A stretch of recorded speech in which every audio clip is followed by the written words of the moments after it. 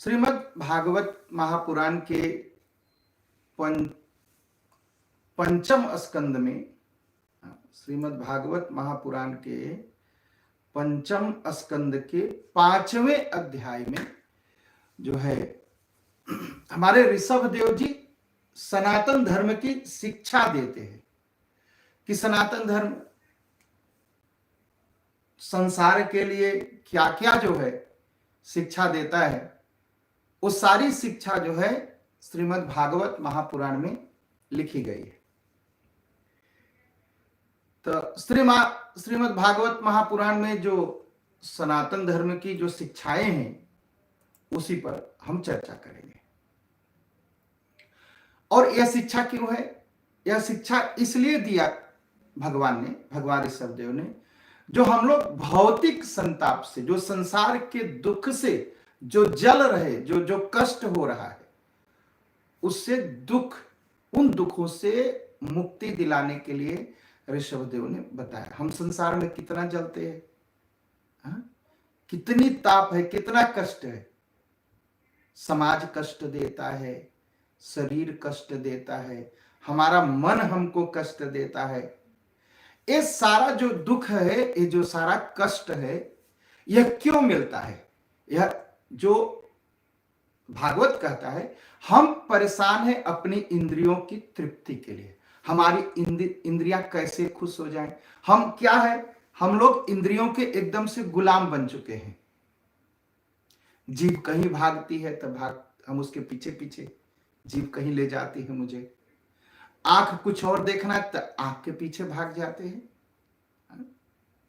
एकदम हम अपनी इंद्रियों के एकदम से गुलाम हो चुके हैं। और यह जो गुलामी है, यह हमें कष्ट देती है। गुलामी किसी को सुख नहीं। पराधीन सपने हूं सुख नहीं। पराधीनता, चाहे हम मनुष्य के गुलाम बने या किसी देश के गुलाम बने या अपनी इंद्रियों के गुलाम बने, पराधीन सपने हूं सुख नहीं। कभी भी सुख की प्राप्ति हमें नहीं होगी। तो जो भागवत धर्म है, जो सनातन धर्म है, यह सिखाता है हम कैसे इंद्रियों की गुलामी से मुक्त हो सकते हैं। यही है सनातन धर्म। मनुष्य धर्म, हम मनुष्य है ना, मनुष्य जीवन हमें मिला है इसलिए नहीं मिला है कि कुकरों की तरह, सुकरों की तरह, कुत्ते की तरह, सुअर की तरह जीवन जी जाए।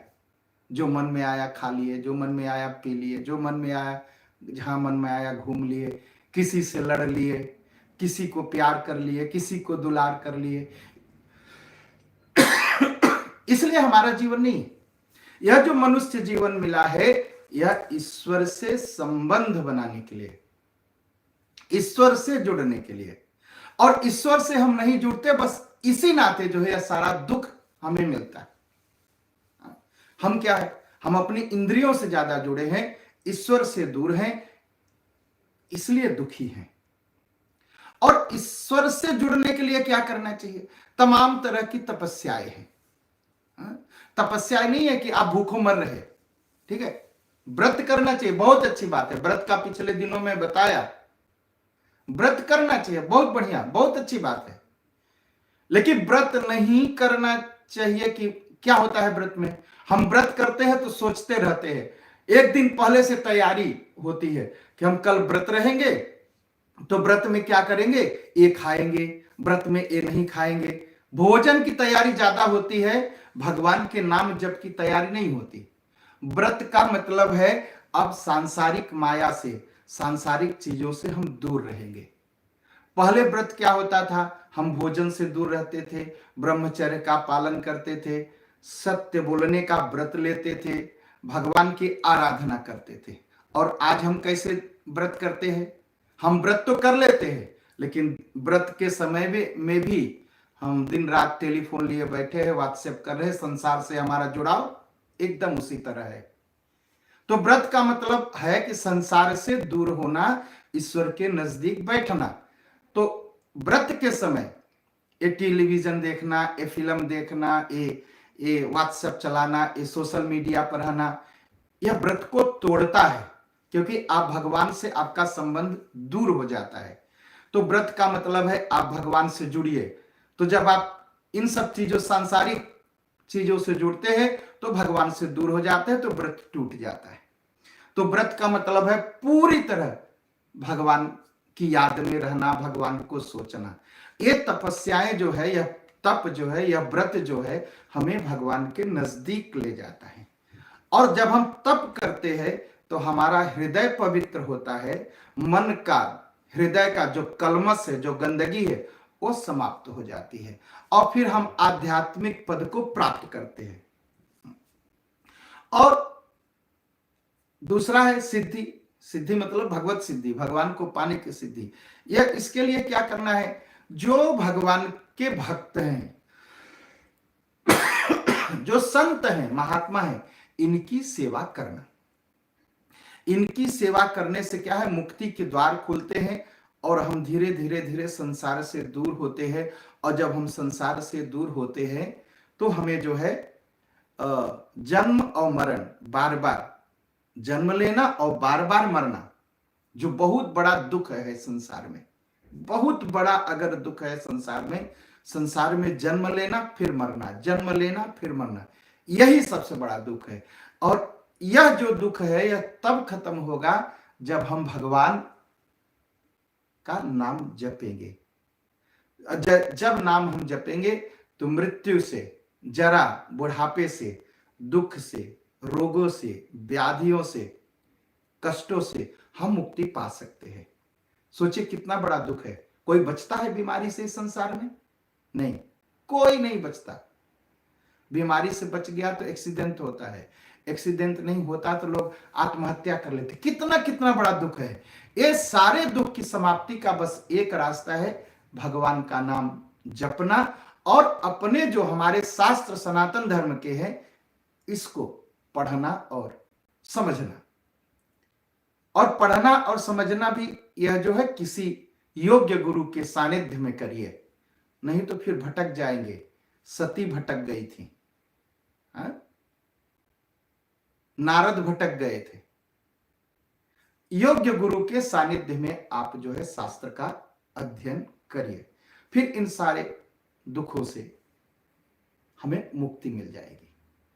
तो दुख समाप्त हो संसार का और संसार सुखी हो, उसके लिए बस एकमात्र रास्ता है सनातन धर्म। सनातन धर्म के अलावा, हिंदू धर्म के अलावा और कोई भी ऐसा रास्ता नहीं है जो जीवन को सुखी बना सके। इसी बात को ऋषभ देव जी अपने पुत्रों को समझाते। अब सोचिए, उनके पुत्र 100 पुत्र थे और सभी बड़े ज्ञानी थे, सभी बुद्धिमान थे, और ऋषभ देव जी स्वयं राजा थे। यह जो शिक्षा दे रहे ऋषभ देव जी अपने पुत्रों को, इसको जरा सा सोचिए। और अब तो बड़ी अच्छी बात है, हम दुनिया भर की किताबें पढ़ते हैं ना, और क्या पढ़ते हैं? रोदल ब्लात पढ़ते हैं। रोदल ब्लात क्या कहते हैं? जो दूसरे की निंदा करता है। जो पेपर है ना, जो मैगजीन निकलती है, उसने क्या किया, उसने क्या किया, उसने क्या किया, उसका विवाह किससे हुआ, उसका तलाक किसके हुआ, किससे हुआ, यही पढ़ पढ़ करके फिर इसी गंदगी को अपने दिमाग में रखते हैं और जब दो लोगों से मिलते हैं फिर उसी पर चर्चा करते हैं, तो दिमाग और गंदा हो जाता है। दिमाग ही नहीं गंदा होता, जीवन नष्ट हो जाता है, क्योंकि हम उसी पर सोचते रहते हैं। शास्त्र पढ़िए, और शास्त्र आजकल बहुत इजी है, सहज है। क्या आप हिंदी में पढ़ लो शास्त्र, आप डच भाषा में पढ़ लो शास्त्र, आप अंग्रेजी में पढ़ लो शास्त्र, आप उर्दू में पढ़ लो शास्त्र, सभी भाषाओं में है। वो लोग कभी कभी आते हैं मंदिर में, कहते बच्चे नहीं समझते, दुनिया की सारी बातें बच्चे समझते, केवल धर्म की बातें बच्चे नहीं समझते। हम समझाते नहीं। समझाना कैसे चाहिए? ये ऋषभ देव से सीखिए। ऋषभ देव जी महाराज के 100 पुत्र थे। अब कहेंगे 100 पुत्र थे, खर्चा कैसे चलता था? अरे आप जरा सा 20 बरस पीछे जाइए, हमारे आजा पुरखों के पास कितने बच्चे होते थे? 11 बच्चे, 12 बच्चे। 16 16 बच्चे होते थे और वो सबको पढ़ा भी लेते थे, अच्छी शिक्षा भी दे लेते थे, विवाह शादी भी कर देते थे अपने बच्चों का सम्मान के साथ। और आज 2 बच्चे हैं तो पढ़ाने में ही बहुत खर्चा है, बहुत खर्चा है। खर्चा यानी किस लिए बढ़ा? खर्चा भी इसलिए बढ़ा कि लोगों ने सनातन धर्म छोड़ा। सनातन धर्म क्या कहता है? शिक्षा मुफ्त में होनी चाहिए।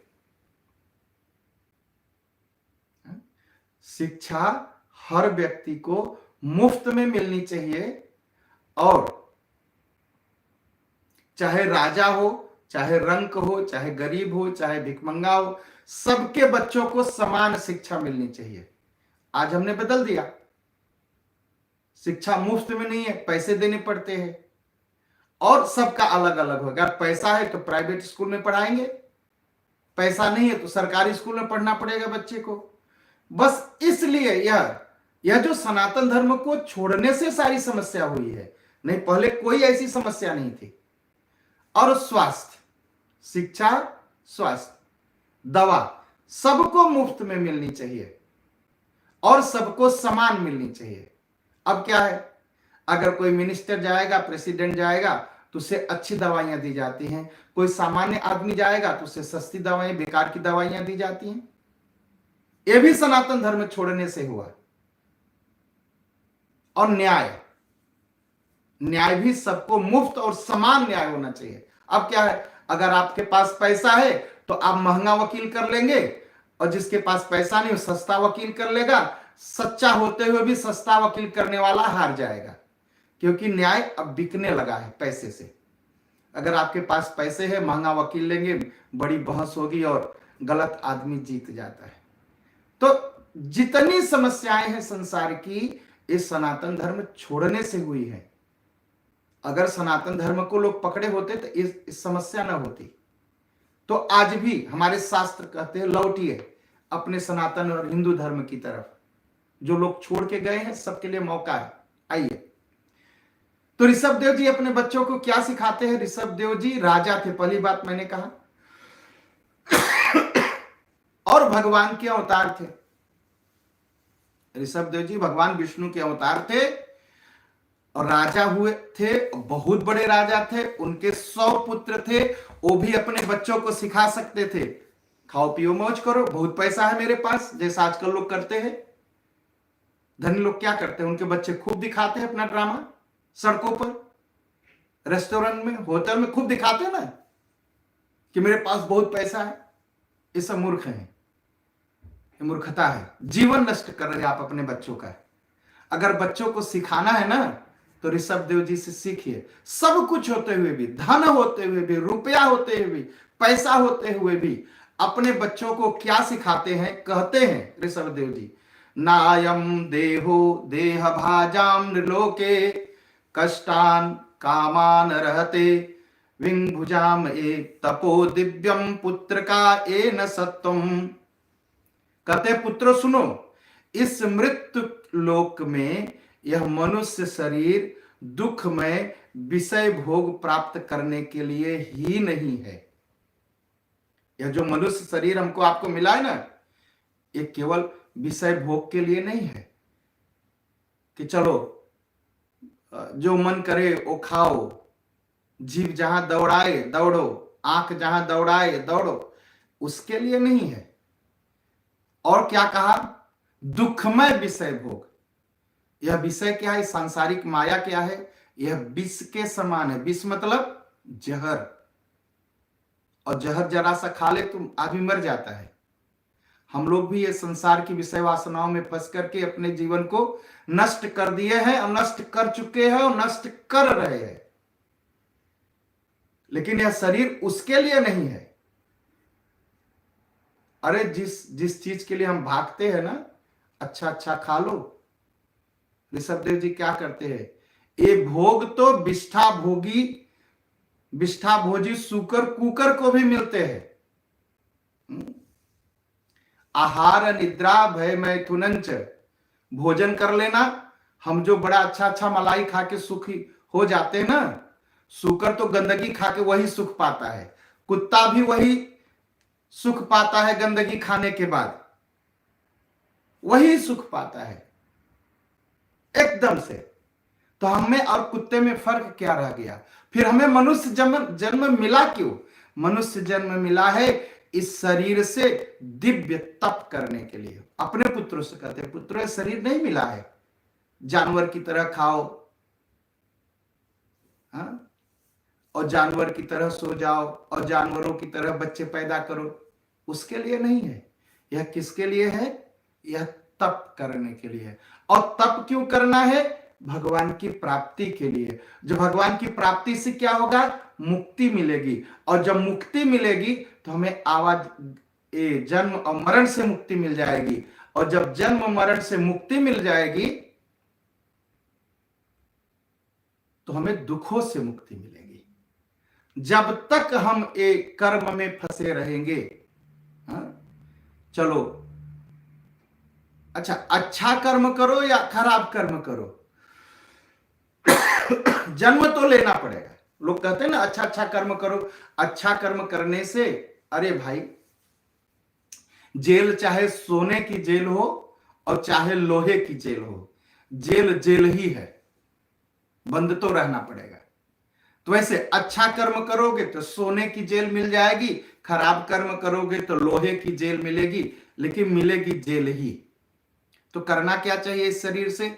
इस शरीर से कहते हैं तपो दिव्यम पुत्र का एन सत्वम। यह जो जीवन मिला है यह तपस्या के लिए मिला है। हमें क्या करना चाहिए? हमें तपस्या करनी चाहिए। और तपस्या जब करेंगे तो उससे क्या होगा? अंतःकरण शुद्ध हो जाएगा। और जब अंतःकरण शुद्ध होगा तो उसी से भगवत की प्राप्ति होगी। कैसी भगवत की? जो अभी चौपाई में गा रहा था, जो आनंद सिंधु सुख राशि से करिते त्रय लोक सुपासी, सो सुख धाम रामयस नामा अखिल लोक दायक विश्रामा। तो आनंद कंद भगवान श्री राम मिलेंगे, सुख के धाम भगवान श्री राम मिलेंगे। और जब तक तपस्या नहीं करेंगे हम, जब तक हमारा अंतःकरण शुद्ध नहीं होगा, तब तक हमें सुख और आनंद की प्राप्ति नहीं होगी। हम जो इंद्रियों के थोड़े से सुख के लिए जो सोचते हैं ना कि चलो थोड़ा कुछ खा पी लिया, थोड़ा मस्ती में हो गए, और फिर क्या होता है? जीवन नष्ट हो जाता है, जीवन नष्ट हो जाता है। तो एक ही उपाय है, क्या? मनुष्य जीवन जो मिला है यह तपस्या करने के लिए मिला है। और मनुष्य जीवन मिलता कब है? 84 लाख योनियां भोगने के बाद तब मनुष्य जीवन मिला भैया। ऐसे नहीं मिला है। कभी हम आप कुकर सुकर थे, कभी सांप बिच्छी थे, कभी घोड़ा गधा थे, कभी बैल ऊंट थे, हाँ, कभी गिद्ध और कबूतर थे, कभी पेड़ बने। इस सब भोगने के बाद तब हमें यह जो है मनुष्य का जीवन मिला। और मनुष्य का जीवन मिला मात्र भगवान की प्राप्ति के लिए।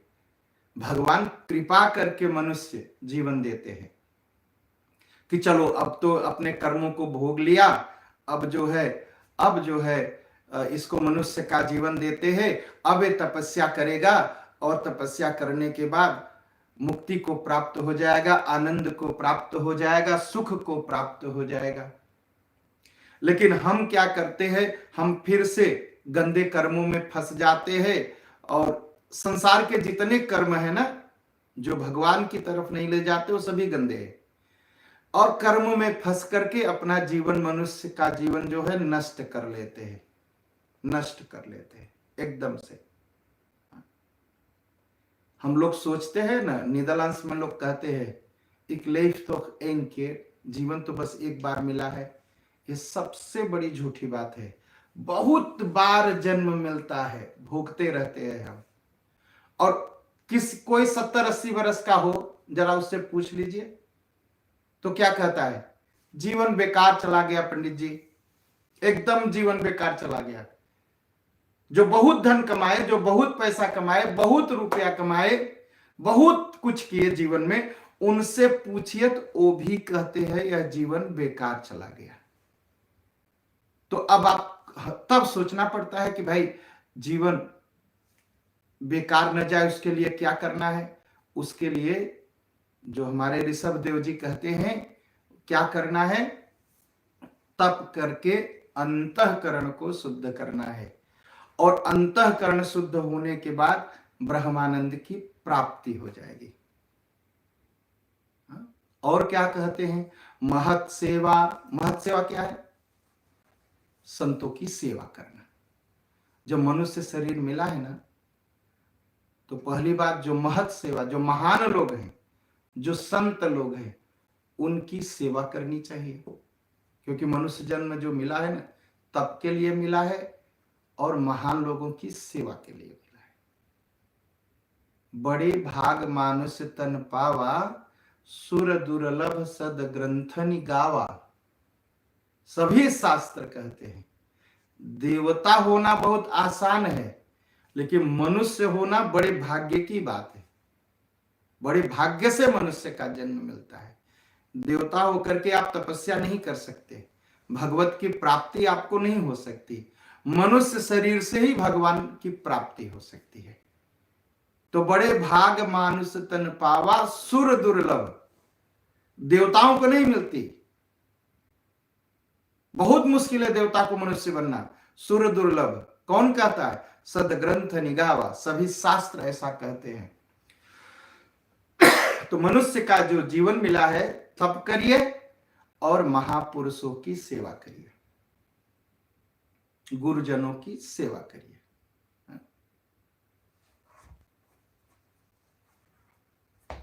गुरुपद पंकज सेवा, तीसरे भगति अमान। कैसे सेवा करनी है गुरु की, पैरों की सेवा करनी है। पैरों की सेवा कैसे करनी है, मात्र पैर की सेवा करनी है गुरु जी की। प्रणाम करना है, सिर रखना है, तेल लगा के मालिश करना है, यही है मात्र पैर की सेवा करनी। और सेवा करने से ही जो महापुरुष है ना, देखिए पुण्य कहां रहता है, पुण्य पैर में रहता है। जब गुरुजनों की पैर की सेवा करेंगे तो पुण्य मिलेगा, और पुण्य से फिर जो है एक तपस्या है, सेवा एक तपस्या है, तो अंतःकरण शुद्ध होगा, और अंतःकरण जब शुद्ध होगा तो ब्रह्मानंद की प्राप्ति होगी, भगवान की प्राप्ति होगी। इसलिए तो शास्त्रों ने क्या कहा, महत सेवा, महत सेवा से ही महापुरुषों की सेवा मुक्ति का द्वार है। कोई भी महापुरुष मिले, और हम क्या करते, समाज में चलिए और देखिए, वो महापुरुषों को मिलेंगे नहीं, जानेंगे नहीं, अहंकार बस जाएंगे नहीं उनके पास, अहंकार बस उनके पास बैठेंगे नहीं, लेकिन उनके बारे में सब कुछ बता देंगे, सब कुछ बता देंगे। अरे भाई पहले महापुरुष के पास बैठिए, किसी संत के पास बैठिए, पहले बैठना सीखिए। बिना संतों के पास बैठे विवेक नहीं होगा। पेट भरने के लिए आप 14-15 बरस 16 बरस यूनिवर्सिटी तक पढ़िए, और उस पेट को भरने के लिए चिड़ै कभी स्कूल नहीं जाती है, गधा कभी पढ़ने नहीं जाता, ऐसा ही भर लेता है। अगर यही करना है, 16 बरस पढ़ाई का मतलब बस यही है कि पेट भरना, तो गधा घोड़ा कुकर सुकर ये सब ऐसा ही कर लेते हैं, उनको पढ़ने की जरूरत ही नहीं पड़ती।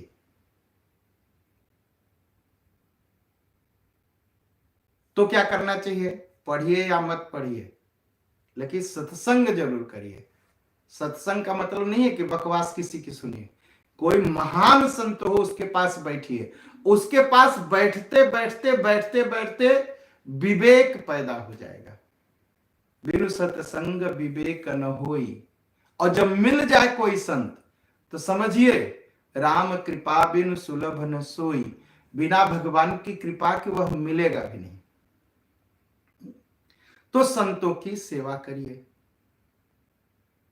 और जो भोग है ना, चाहे स्त्री हो चाहे पुरुष, सबके लिए नरक का द्वार है, नरक तो जाएंगे। अगर भोग में फंसे तो नरक तो जाना जाना है बच्चा, कोई बचा नहीं सकेगा, कोई नहीं बचा सकेगा, कोई नहीं बचा सकेगा, इसलिए बच के रहिए। तो कहा महापुरुष है कौन? भाई पुत्रों ने सवाल किया कि पिताजी महापुरुष हैं कौन? कहा महापुरुष वो हैं जो समान चित्त हैं। समान चित्त, समान चित्त मतलब दुश्मन आया तो भला, मित्र आया तो भला, सबका भला हो, उसे कहते हैं समान चित्त, समदर्शी और परम शांत, एकदम शांत रहे, क्रोधहीन। अब यहां पर बड़ा सवाल है क्रोधहीन पर। भगवान राम ने तो क्रोध किया, कृष्ण भगवान ने तो क्रोध किया, दुर्वासा तो ऋषि थे, क्रोध करते थे।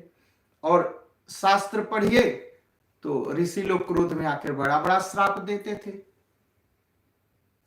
देखिए साधु संत का क्रोध करना जरूरी है, उनका क्रोध ही कृपा है। क्यों?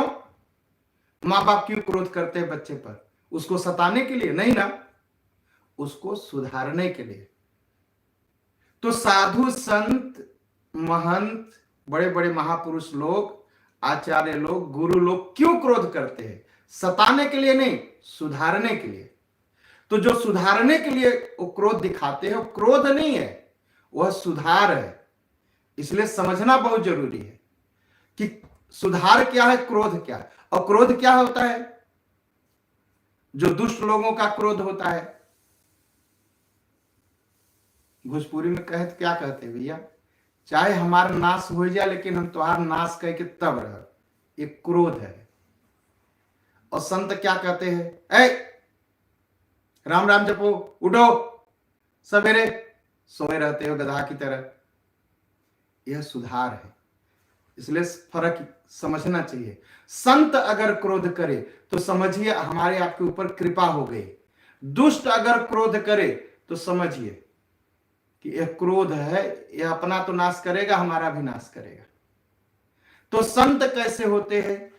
क्रोधहीन, क्रोध नहीं करते, सबके हित चिंतक होते हैं। जिसके ऊपर क्रोध करते हैं तो उनके मन में यही रहता है कि इसका भी भला हो, इसका भी भला हो, इसलिए वो सबके हित चिंतक हैं और सदाचार संपन्न है। सदाचार सदा ही, सर्वत्र, सब समय बस भगवान का चिंतन करते हैं और सदाचार संपन्न होते हैं। तो ये है आपके जो पुत्र हैं, आपकी जो पुत्रियां हैं, आपके जो परिवार के लोग हैं, कितना भी धन हो तो एक बार ऋषभ देव जी के अनुसार उनको बैठ के समझाइए कि बच्चों, पुत्रों, बेटा और बेटियों, इस संसार में मत फंसो, यह जीवन नहीं मिला है, खाओ पियो मौज करो, नष्ट मत करो जीवन को, जीवन को सत्कार्य में लगाओ। सत्कार्य मतलब सत्यनारायण भगवान, मतलब भगवान की प्राप्ति में लगाओ, यही है सत्कार्य लगाओ, सत्कार्य में लगाओ। तो पूरी तरह जैसे गृहस्थ का धर्म है, हम अपना जीवन तो नष्ट कर देते हैं, अपने बच्चों का भी जीवन नष्ट करने पर तुले हुए हैं। अरे क्यों चिंता करते हो, खाया करो, मौज किया करो, ये सब मूर्खता है। जीवन मत बिगाड़िए अपने बच्चों का, बच्चों को भक्ति सिखाइए, अहंकार मत सिखाइए बच्चों को। अरे थोड़ा टाइट रहना लोगों से, थोड़ा दिखाना कि तुम कौन हो, जीवन नष्ट कर रहे आप। शिक्षा दीजिए बच्चों को। ये नहीं कि आप स्कूल मत भेजिए, आप कॉलेज मत भेजिए, यूनिवर्सिटी मत भेजिए, भेजिए। ऋषभदेव जी ने अपने बच्चों को पूरी भौतिक पढ़ाई कराई, लेकिन उसके बाद सनातन धर्म की शिक्षा दी, कर्मकांड सिखाया, पूजा सिखाया, नाम जप सिखाया और सबको भक्ति सिखाई, भक्ति सिखाई। इसलिए कहा देखो, जो लोग परमात्मा में प्रेम से परमात्मा को प्राप्त करना चाहते या भगवान से प्रेम करते हैं, और जिनको धन, पुत्र, पति, पत्नी, स्त्री, घर से अरुचि हो गई है, अरुचि हो गई मतलब सब छोड़ चुके हैं, ऐसा नहीं। क्या कहते हैं, शरीर निर्वाह के लिए ही जो घर में माया में पवित्र होते हैं, माया में क्यों लगते हैं कि चलो मनुष्य का जीवन मिला है, गृहस्थ धर्म स्वीकार किया है, गृहस्थ धर्म स्वीकार किया है तो पत्नी की रक्षा करनी है, गृहस्थ धर्म स्वीकार किया है तो पति की सेवा करनी है, गृहस्थ धर्म स्वीकार किया है तो पुत्रों को शिक्षा देनी है, गृहस्थ धर्म स्वीकार किया है तो धन बचाना है और धन कमाना है, मात्र शरीर के निर्वाह के लिए। धन कमाना है किस लिए? दारू पीने के लिए नहीं, मूर्खता है, जीवन नष्ट मत करिए। धन कमाना है अपने गृहस्थ धर्म का पालन करने के लिए, साधु संतों की सेवा करने के लिए, भगवान को सुंदर सुंदर स्वादिष्ट भोजन अर्पण करने के लिए, भगवान को सुंदर ढंग से सजाने के लिए। धन इसलिए नहीं मिला है गांजा पियो, दारू पियो, नाचो गाओ, खत्म करो, इसके लिए नहीं। धन इसलिए कमाया जाता है, एक तो महापुरुषों की सेवा के लिए, भगवान की सेवा के लिए, भगवान को सुंदर सुंदर स्वादिष्ट भोजन अर्पण करने के लिए, इसलिए धन कमाना चाहिए। धन कमाना नहीं चाहिए जीवन नष्ट करने के लिए।